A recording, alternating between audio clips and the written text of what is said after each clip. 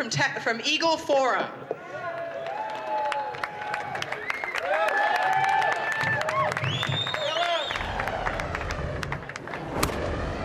Part of the rally and to represent the National Eagle Forum. It's time to stop the highway robbery. It's time to stop the Trans-Texas Corridor. I think if we had more attorneys like Judith McCreary, we would be a lot better off, don't you? And Judith, you would do a lot for the reputation of the state bar. It's great to be a part of this rally today with Stalls and Corridor Watch and all of you here. And we do need to stop this highway robbery. Texans are going to be shocked when they begin to calculate the cost of the toll. I love the words of Ronald Reagan when he said, "The 9 most terrifying words in the English language are, I'm from the government and I'm here to help." I think we ought to delete that help feature. We're Texans and we're independent, and what we need government to do is stop looting the gasoline tax fund, stop spending on pet projects, cut spending, and be responsible to the people. Instead of corrupt politicians, we need more statesmen. What's great about this rally is that both the Democratic and Republican platforms oppose the corridor, and we're represented here today by Democrats, Republicans, and independents. We're Texans and we're Americans and we're against the corridor.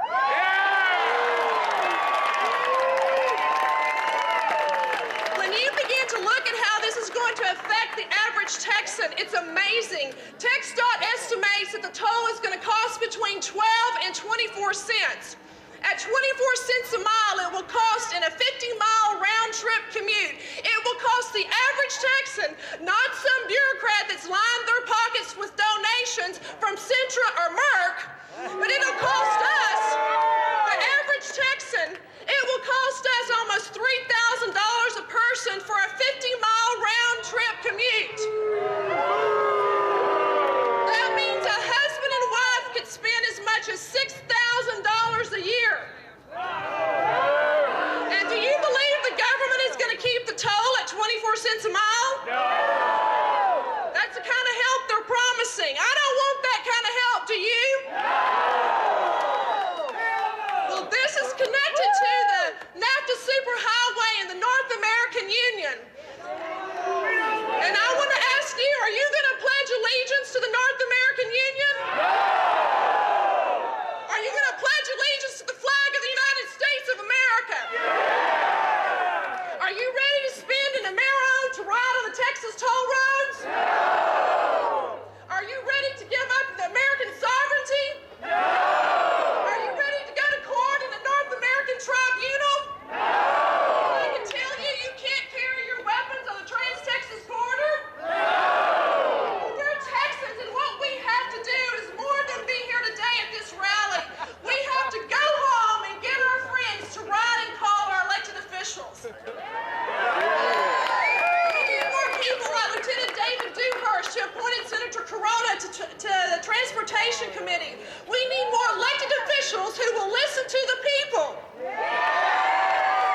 I want to thank you for being here today, and I want to thank Linda and David Stalls. You are our heroes.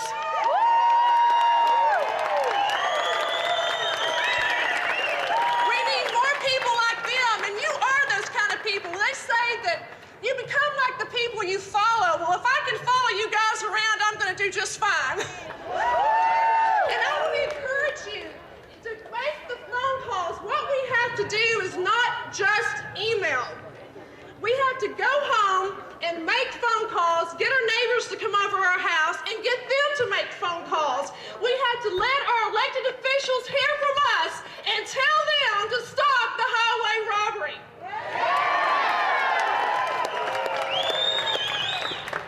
And we have to tell them that we are the United States of America and that we are Texans first, not North Americans. I want to close today by speaking with you. I know there's an American flag somewhere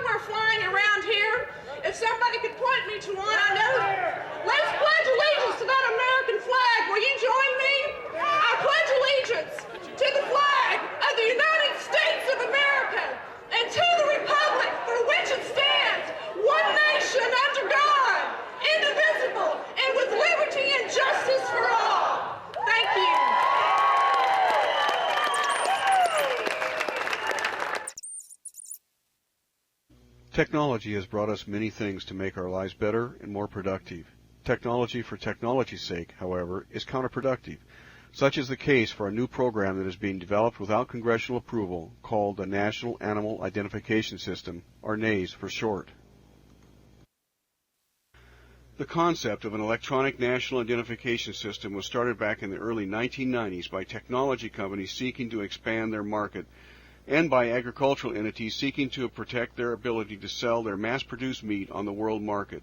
It utilizes the technological ability to instantly read microchips containing all of an animal's information, either using handheld, shoot, or even satellite readers. These technology and agricultural entities created a special interest group called the National Institute for Animal Agriculture, or the NIAA. The NIAA membership roll reads like the who's who in big agriculture and digital tracking technology industries. Over a 3-year period, workshops including the United States Department of Agriculture, meat giants like Tyson, the NIAA, and microchip companies developed draft standards and a strategic plan for NAIS in 2005. During that same time, representatives from the large agricultural companies had inputs in the NAIS standards, while hundreds of thousands of people and small farm owners who will be affected were ignored. The current NAIS plan includes every person who owns even one horse, cow, pig, chicken, sheep, goat, deer, elk, bison. Virtually any livestock animal is included in this NAIS system. It does not matter if the person owns a large commercial facility or just a pet. They all fall within the government's plan. These people will be forced to register their home, including their names, addresses, and phone numbers. Their location will be keyed to a global positioning system coordinates and recorded in a government database under a 7-digit premises ID number. Every animal will have to be assigned a 15-digit ID number by the government before it can leave its registered premises. While the government claims that poultry and swine will get group numbers, most small farmers and companion animal owners do not keep animals in ways that would qualify for one of these group numbers. The form of ID will most likely be a tag or microchip containing a radio frequency identification device designed to be read from a distance.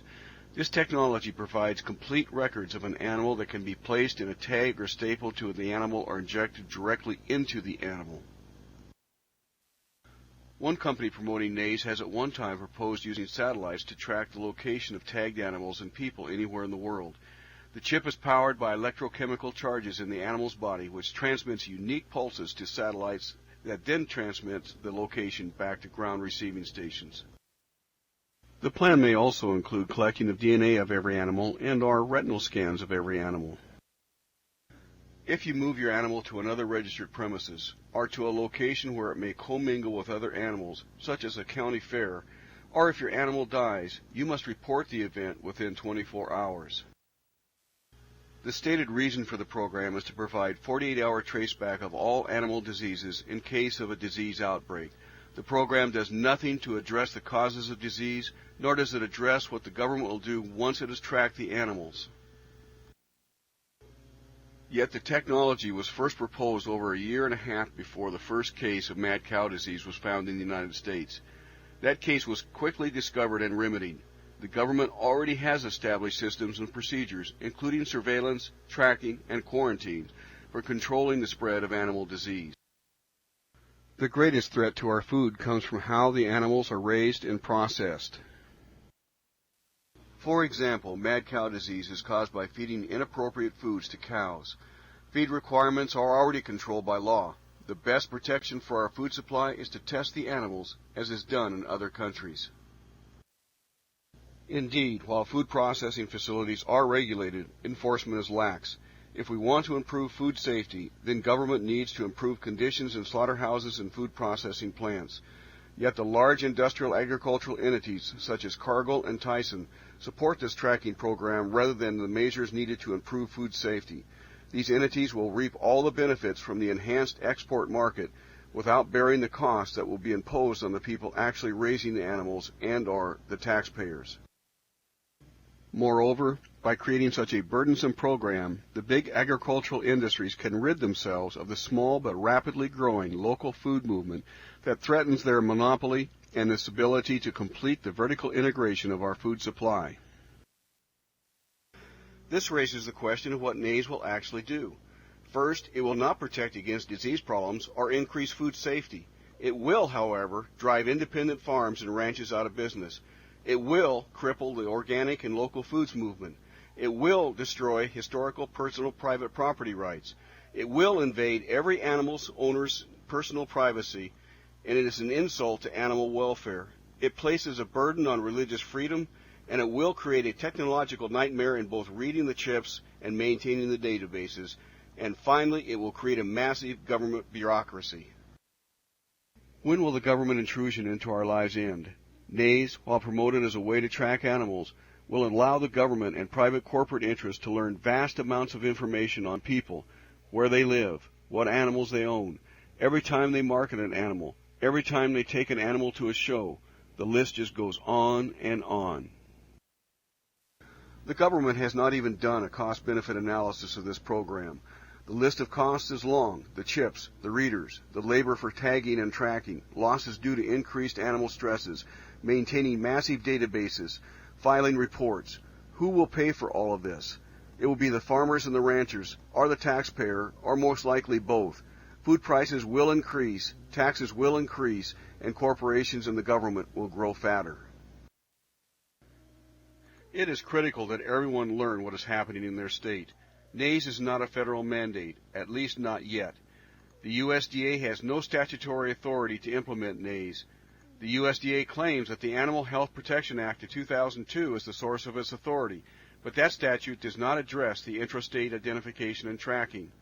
Proponents have tried in 2 Congresses to pass legislation to amend the Act to provide for mandatory electronic tracking systems for individual heads of livestock. They have failed each time, so each state is free to decide for itself whether or not to implement an animal identification system. Find out from your own state legislature and state agricultural departments what they are doing to implement NAES. You and your friends have the capability to block and/or force the repeal of any laws. Tell your neighbors about this attack on our civil liberties. Help stop this unnecessary federal program by signing the Liberty Arc Pledge on our website. Let us also help you by contacting our state coordinator and providing tools that you can use. Click on the picture to go to our Citizen Action Tools. We need your help to prevent this very intrusive and unnecessary program from being implemented.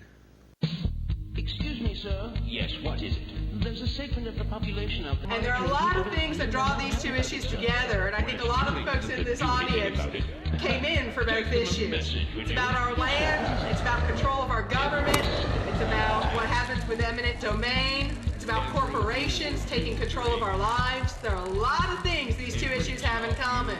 One of those is RFID, radio frequency identification devices, because RFIDs are pretty damn important to to both of these programs.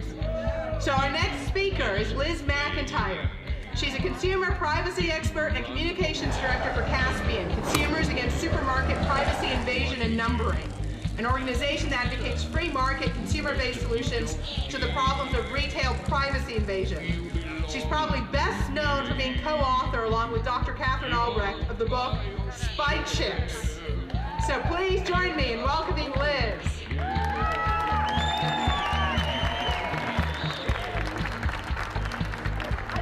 Thank you, Judith. Thank you so much. I'm here today to tell you that the TTC and to tell you that NAES are symptoms of something much bigger and much more important. Do you agree? Absolutely. These are things we want to stop. Don't get me wrong. But it goes deeper than that. It's all about identifying, tagging, tracking, and controlling everyday objects, animals, and even us. That's right. And what we're talking about here, in one form, is RFID. Who knows about RFID? Right, we wrote about that, Catherine Albrecht and I, in our book Spy Chips. For those of you who don't know, you need to know it's coming your way, unfortunately, unless we stop it. Are we going to stop it? Absolutely, absolutely. What it is, it's a technology that uses little computer chips. Some of these are smaller than a grain of sand. And and they track items from a distance using radio waves. Silent, invisible radio waves, like the ones you listen to Alex Jones on, right? They travel out in space, right through solid objects, these radio waves. And so if you carry something, or you wear something that has one of these chips in it, that has a unique identification number in it, like a social security number for things, someone from a distance, without your knowledge and without your consent, can know who you are, something about you, perhaps everything about you. All right? And there's where the danger lies. There's a plan afoot to tag and track everything on planet Earth, every shirt, every shoe, every pair of pants, every car tire, every car, by the way, every road in America, under this plan that's being purported by companies like Procter & Gamble, Walmart, Gillette, our own United States government. They want to put one of these spy chips in every car. Every road one day will not be a highway, it'll be a spyway if we let it happen. That's right, we're not going to let that happen. Put these in our flesh, believe it or not even. In our flesh, not just your animal's flesh, our flesh. That's right. All right, so what we have to do, people, is we have to pass the call to somebody who I thought would make a perfect state representative for our district. And that call was to Nathan Macias.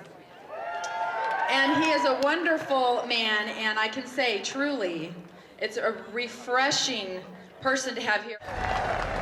It's not a gentle breeze, but rather a rushing wind brought about by the voices and cries of the citizens of our great state. The greatest state in the nation, the state that we call Texas.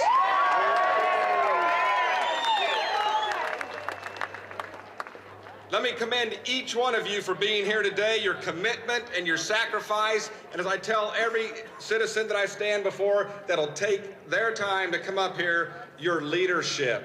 It's leadership that makes the difference. And today, by your willingness to come out today, displays your sense of leadership. You've truly displayed the mark of a Texan who is willing to stand up and clearly speak your mind to the government officials.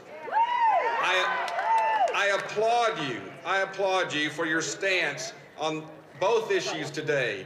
The National Animal Identification System, that at minimum, at most, it would be simply a voluntary, if not at all, because our great nation's founded in our state on two pillars: individual freedom and personal responsibility. And I, as a citizen of the state of Texas and as an elected official, I believe in the citizens of the great state of Texas, and I believe you have the ability to know what is the right thing to do. So I support your efforts in not having a mandatory animal identification system in our state.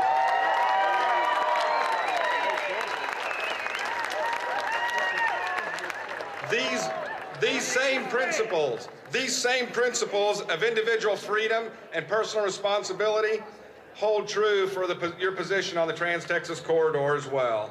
I want to make it clear, I agree with the fact that we have congestion on our major roads in our major metropolitan areas. But what I don't agree with is the magnitude, the scope of the proposed Trans-Texas Corridor or the plan to toll every existing road in the state of Texas. I do not support that at all.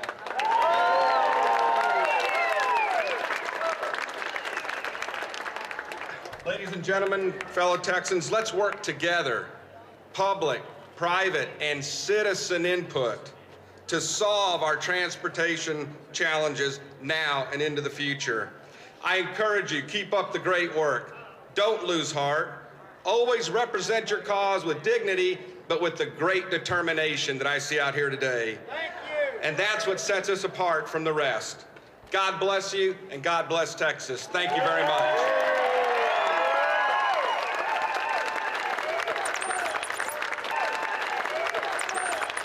Marvelous job, and she's responsible for a lot of you being here. Without further ado, I'm going to give you Miss Terry Hall.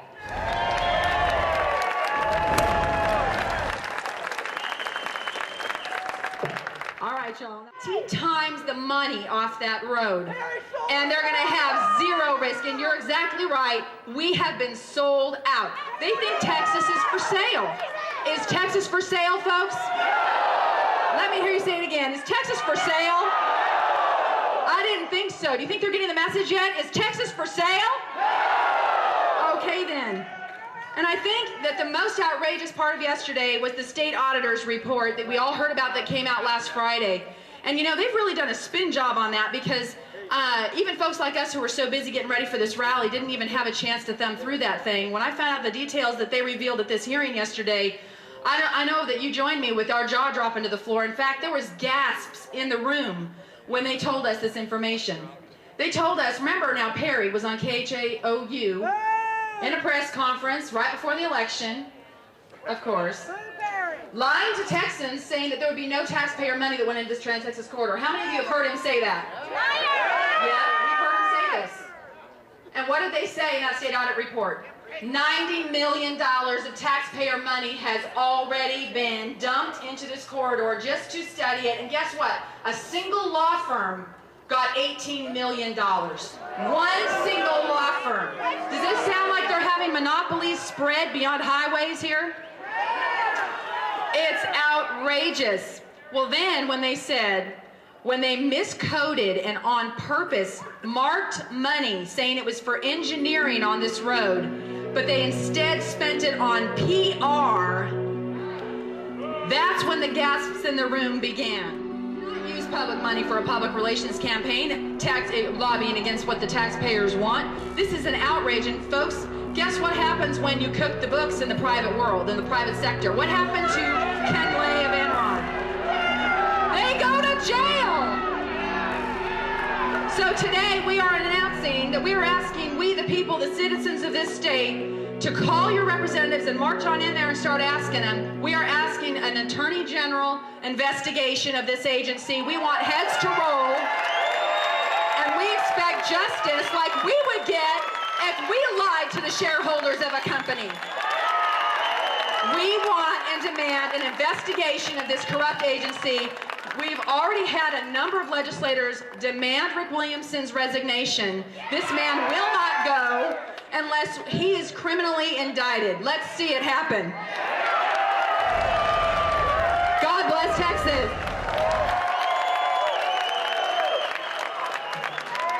Isn't she a fireball? Some announcements real quick. First, I want to introduce a man that most of you have probably seen his movie, The Truth Be Told. He's here working on y'all's behalf. Bill Molina, right here behind the camera. If you hadn't seen the movie, you need to get it. Well, not so fast. The plan to build new toll roads and railroads all over the state of Texas is waiting for approval from Washington. But there will be fireworks in Austin tomorrow. News 4's Jeff Coyle is live to explain. Jeff? A number of San Antonians will be heading up I-35 early tomorrow for a big hearing at the Capitol. The first public hearing ever held by the state legislature on this 4-year-old controversy. Texans may never get to vote on the 16-lane superhighway known as the Trans-Texas Corridor. In effect, the vote took place in November when Governor Rick Perry was reelected. As long as Perry's transportation commissioner, Rick Williamson, continues to call the shots, Texas will move further down the figurative road. We really don't have an alternative that makes sense to the approach we're taking. We really think this is the best for the entire state. But a formidable new opponent is setting up roadblocks. Dallas Senator John Corona is now the chairman of the Senate Committee on Transportation. He has filed a series of bills to slow the Trans-Texas Corridor and will hold a special hearing in Austin tomorrow. He believes that despite the hundreds of hearings held by TxDOT last year, the people have not been heard. For opponents, such as the local producer of the documentary Truth Be Told, it's up to the legislature to step on the brakes. It's not fair. It really needs to be put to a public vote. And if people really want toll roads, then that should be the people's choice. The Truth Be Told documentary is apparently the talk of the Capitol this week. That's because the Texas Toll Party raised enough money to distribute a copy to every member of the legislature. That's 150 House members and 31 senators. Live downtown, Jeff Coyle, News 4 WOAI. No vote, no road. That means they're going to put tolls